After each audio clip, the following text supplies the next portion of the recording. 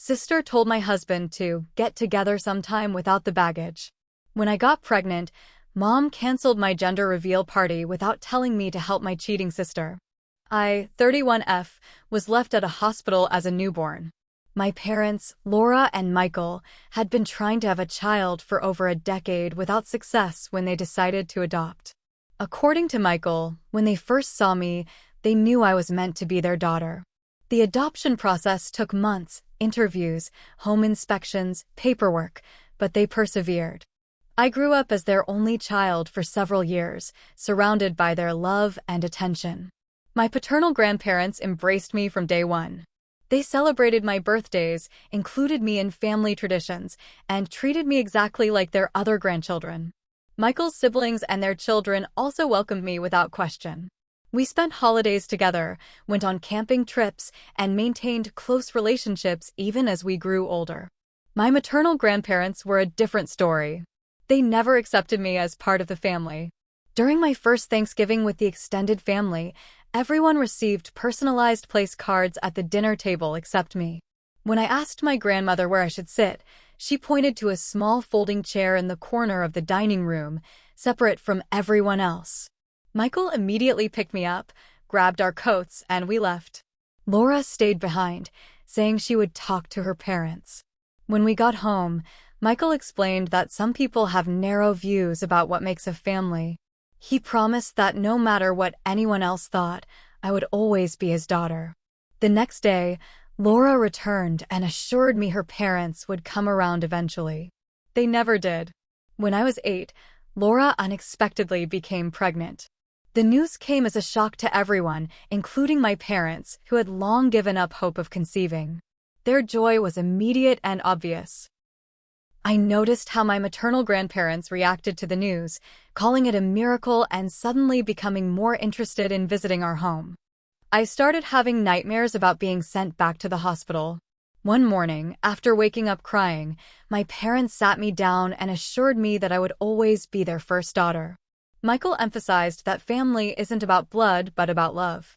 Laura suggested I could help decorate the nursery and become a big sister. The idea of having a sibling eventually grew on me. Clara was born in spring. I remember standing on my tiptoes beside the hospital bed to see her tiny face. Michael lifted me up so I could get a better look, and Laura showed me how to support her head properly when holding her. For the first few years, Clara followed me everywhere. She wanted to wear the same clothes, play the same games, and sit beside me during meals. I taught her how to tie her shoes and ride a bike. Something changed after Clara turned 5. My maternal grandparents began taking her for weekend visits without me. When she returned, she would look at me differently and avoid playing with me. Once, while coloring together, she suddenly asked, "Is it true you're not really my sister?" I didn't know how to respond and told Laura about it later. She dismissed it as a misunderstanding and said she would talk to Clara. The incident started small. My homework assignments disappeared from my backpack. My favorite sweater went missing before school picture day. When I mentioned these things to my parents, they suggested I was becoming forgetful or disorganized. Then I noticed my toothbrush was wet every morning, even though I hadn't used it yet. I started keeping it in my bedroom instead of the bathroom. One day after school, I found Clara in my room, applying my new makeup all over her face and onto the carpet. When I asked what she was doing, she smirked and continued rubbing eyeshadow into the rug. I called for Laura, who came upstairs and gasped at the destruction. Nearly $200 worth of products I had saved for months to buy were ruined. "I was just playing," Clara said. Laura sighed and told me not to overreact about just makeup while helping Clara clean her face. When I pressed further, Clara finally admitted between sobs that she had also been the one taking my things and using my toothbrush to clean the toilet. Laura seemed shocked and asked her why. "Grandma says she's not really my sister," Clara blurted out. "She says Julia doesn't belong in our family and gets too much attention. Grandma says you and Michael spend too much money on her when it should be saved for me." Laura paled and immediately called Clara's grandparents. I couldn't hear the conversation, but afterward, Laura explained that her parents were old-fashioned and that Clara shouldn't listen to everything they said. She promised to limit Clara's unsupervised visits with them. Michael wanted to cut contact completely when he found out, but Laura convinced him that would be too extreme. Despite Laura's promises, nothing really changed. Clara continued visiting our grandparents alone, and her behavior toward me worsened. By high school, she openly mocked my appearance in front of my friends. She accidentally spilled drinks on my homework and borrowed clothes without permission, returning them damaged.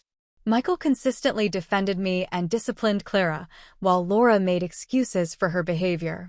"She's just going through a phase," became Laura's standard response. Meanwhile, I withdrew and focused on academics, spending more time with my friends and less time at home.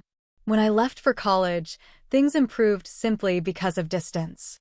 I visited during holidays, but otherwise stayed on campus, working part-time and focusing on my degree.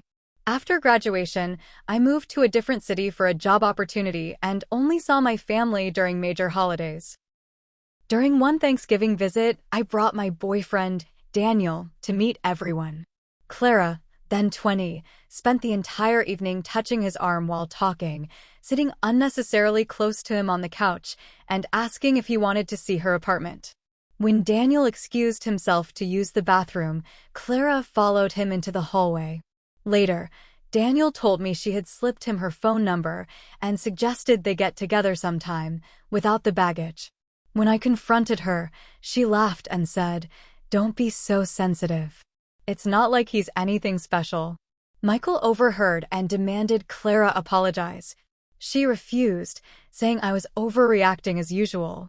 Laura stayed silent throughout the exchange. Daniel and I left early, and after that, I limited my visits even further. 2 years ago, my maternal grandparents organized a family cruise to celebrate their 50th wedding anniversary.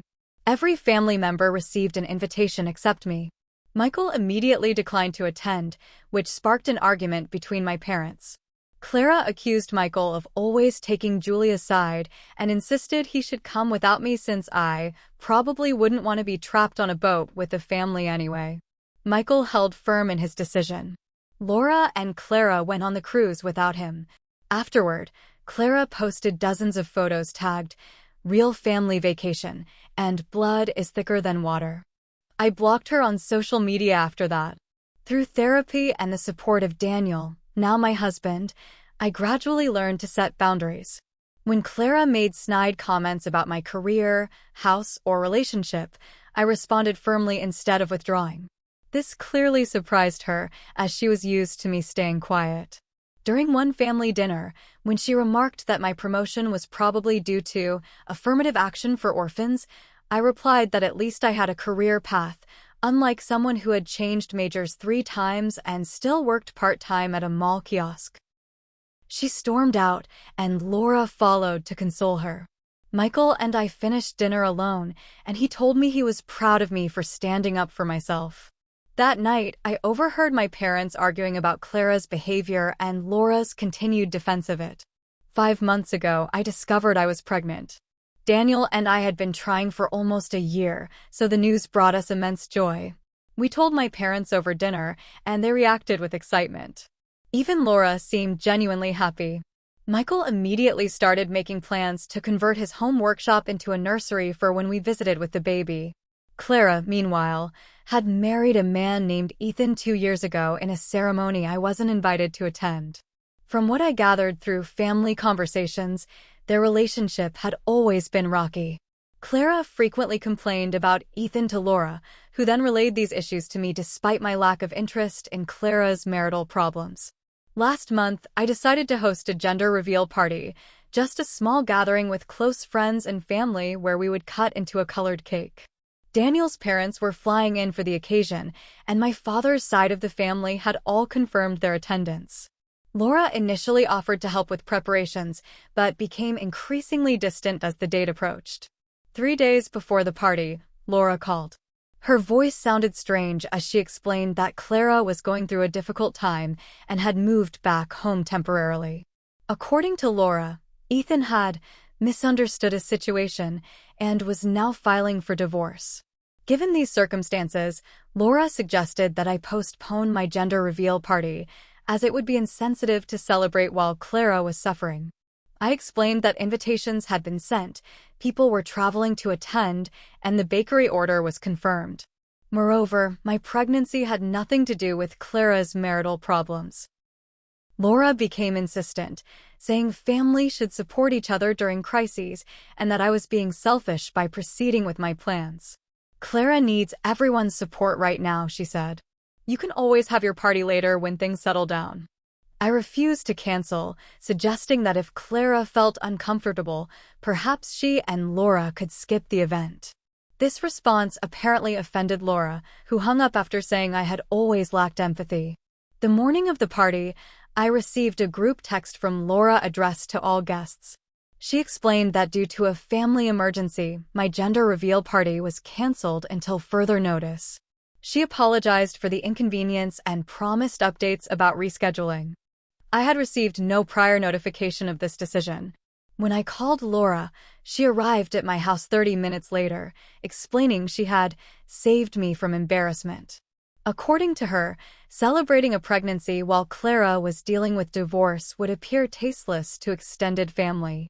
She described my gender reveal as a trivial event that could easily be postponed to accommodate Clara's emotional needs.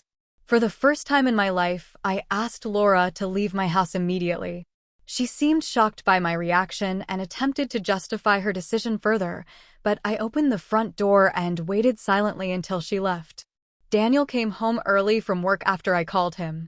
While explaining what happened, I received a text from Clara telling me to stop being a drama queen about a stupid party and to consider how difficult her life was right now. She added that Laura was just trying to protect the family's reputation and that I should keep certain details private. That evening, I learned from Michael that Clara's divorce was not due to a misunderstanding as Laura had claimed.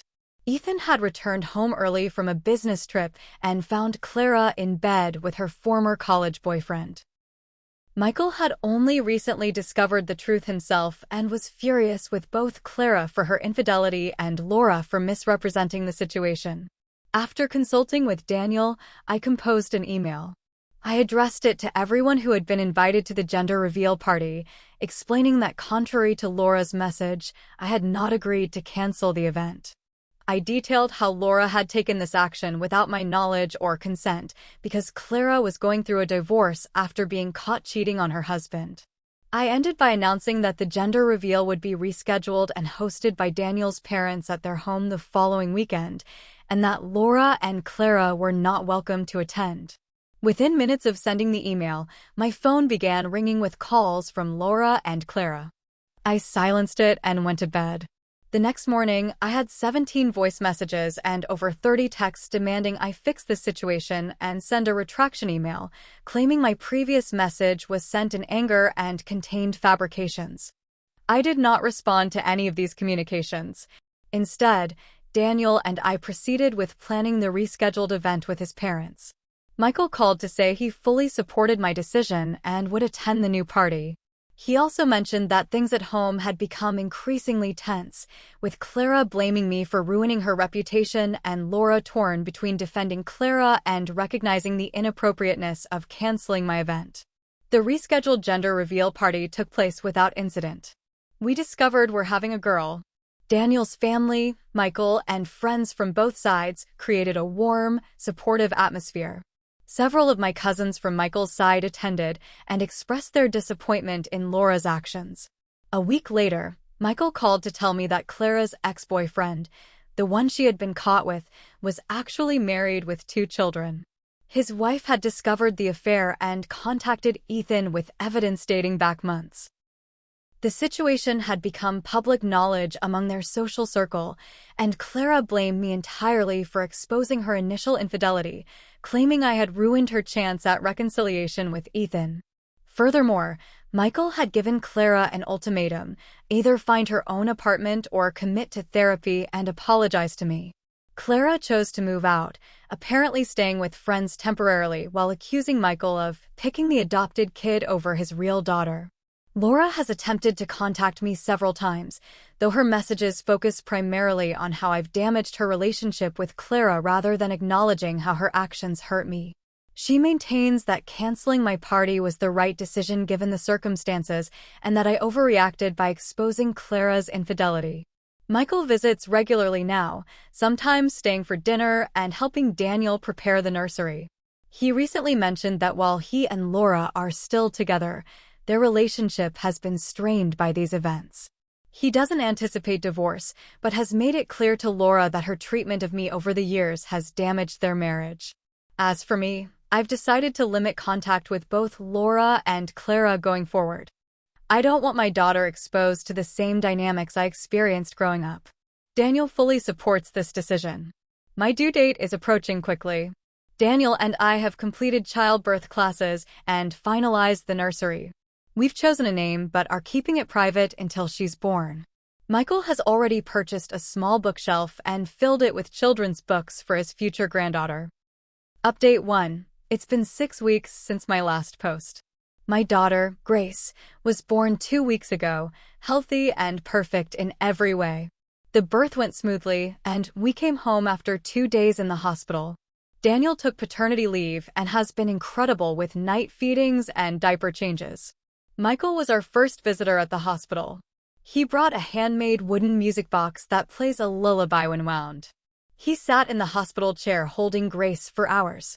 Daniel's parents arrived the next day with more practical gifts, diapers, wipes, and freezer meals.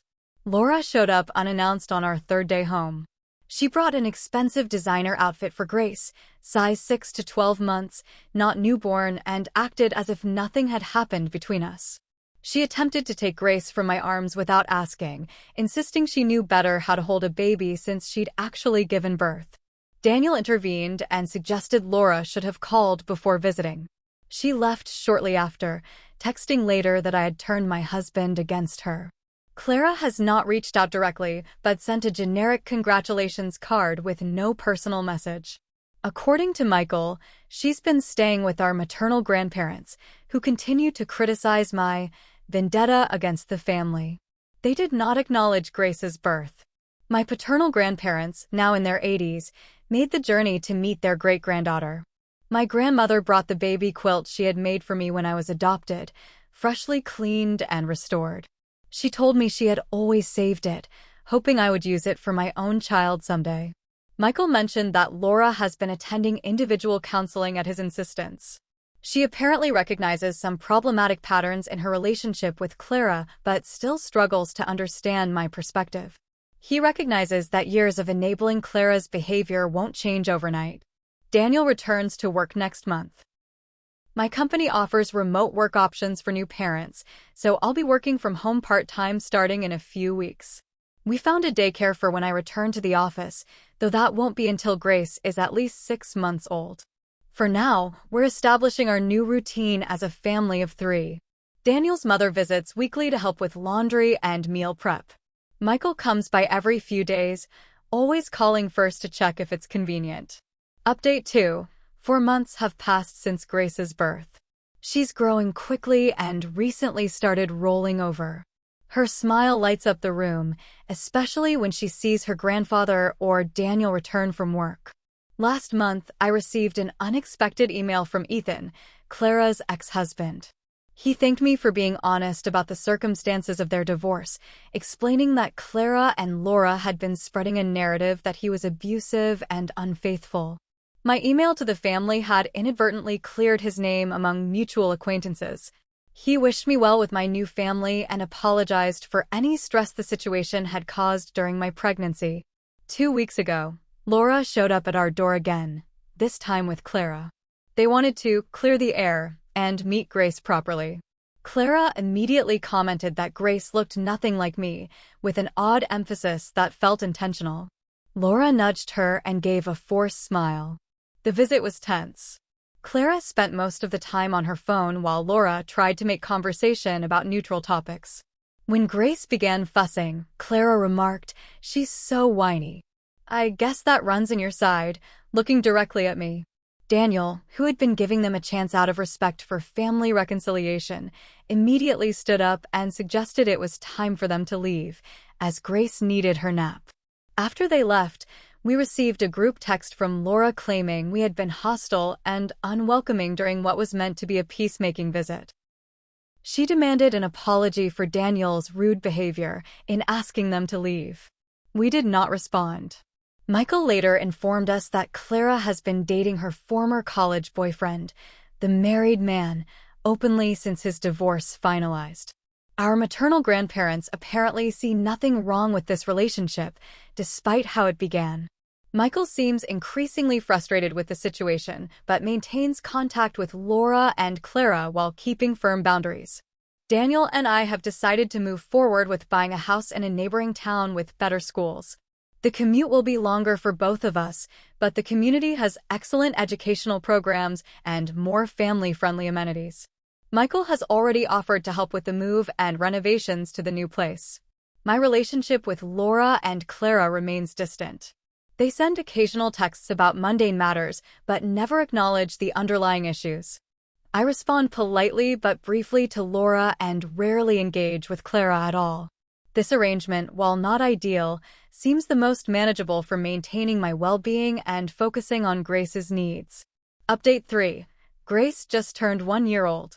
We celebrated with a small party at our new house. Michael helped Daniel set up a swing set in the backyard as Grace's birthday present. My paternal grandparents sent a package of children's books and a savings bond for her education. Daniel's family drove up for the weekend and stayed in our newly finished guest room. Laura sent a gift, but didn't attend, claiming she had a prior commitment. I later learned from my cousin that Laura had posted photos of herself at a spa that day. Clara sent nothing and made no acknowledgement of Grace's birthday. 2 significant developments have occurred in the past few months. First, Michael has moved out of the family home and into his own apartment. He explained that after multiple failed attempts at couples counseling, he realized the marriage had become irreparably damaged. The final straw came when he discovered Laura had been secretly sending money to Clara to fund a cosmetic procedure while claiming they couldn't afford to fix the roof leak in their house. He emphasized that his decision wasn't solely about my situation with Laura and Clara, but rather the culmination of decades of similar patterns. Second, Clara announced her engagement to her former boyfriend, the previously married man. They plan to marry at an expensive resort next summer, with our maternal grandparents covering most costs. Clara called me directly for the first time in years, not to reconcile, but to inform me that I would not be receiving an invitation. She explained this was because my presence would make her uncomfortable on her special day. I wished her well and ended the call. Laura contacted me afterward, insisting I should be more supportive of Clara despite not being invited to the wedding. She suggested I send an expensive gift as a gesture of goodwill. When I declined, explaining that I wouldn't send a gift to an event I wasn't welcome to attend, she accused me of being petty and holding grudges. Michael visits twice weekly, sometimes staying for dinner or taking Grace to the park. He's rented a 2-bedroom apartment so that when Grace grows up, she has her own space when she stays with him. Daniel and Michael have developed their own friendship, often working on house projects together or watching sports after Grace goes to bed.